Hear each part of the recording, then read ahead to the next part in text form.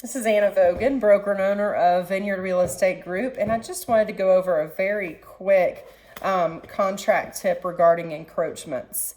Encroachments can be a total pain. I live out here in Rockmart, and very often you'll see where a farmer has built a fence over a neighbor's line, or maybe the corner of their barn crosses the line, something along those lines. Quite a lot of property line disputes when it comes to farms.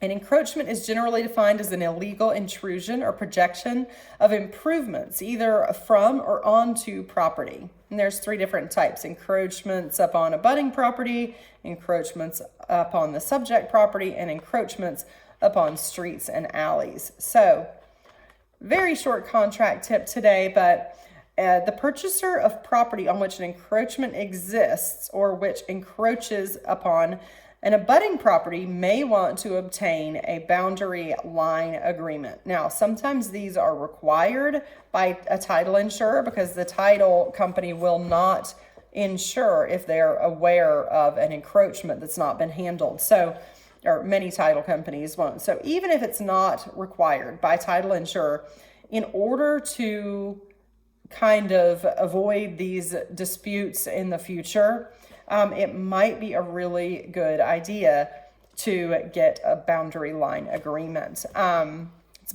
good practice just for your buyers and sellers. For lenders, definitely get an attorney involved upon drawing this up.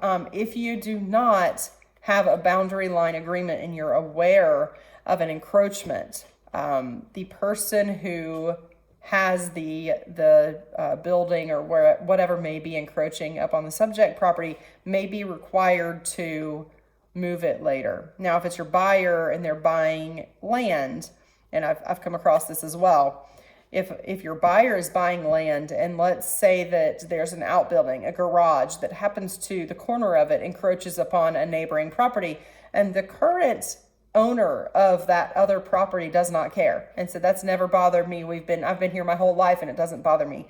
The fact of the matter is someone at some point will probably buy that property and not be okay with the corner of that building being there. So handle it up front. Definitely get that boundary line agreement filled out and get an attorney involved on the signing of it just to get everyone protected. So that's today's contract tip.